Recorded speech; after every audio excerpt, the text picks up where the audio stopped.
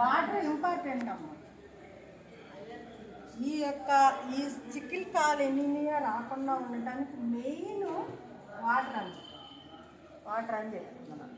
ఖచ్చితంగా 3 లీటర్స్ తక్కువ కాకుండా తాగండి.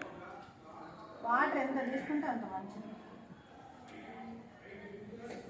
వాటర్ మామూలుగా అది వచ్చినా రాకపోయినా అది తీసి పక్కన పెట్టండి. అసలు మనం మామూలుగా ఆరోగ్యంగా ఉండాలన్నా కూడా వాటర్ చాలా ఇంపార్టెంట్.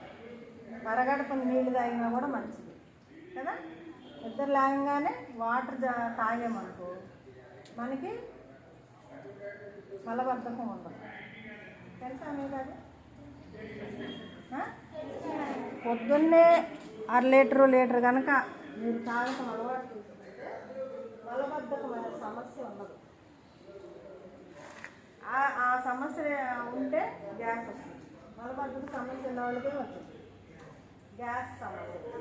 కింద అరగదు, తలనొప్పి వస్తుంది. మలబద్ధకం సమస్య ఉన్నారా ఎవరన్నా? మలబద్ధకం సమస్య సిగ్గుపడవద్దు. ఆకుకూరలు ఎక్కువ తింటే ఆ సమస్య కూడా ఉండదు. వాటర్ ఎక్కువ తీసుకుంటే ఆ సమస్య ఉండదు. తర్వాత హాస్టల్లో ఫుడ్ పెడితే కొంతమంది కొన్ని ఇష్టం ఉండదు. ఎందుకంటే నేను హాస్టల్లో లేదు, నాకు తెలుసు.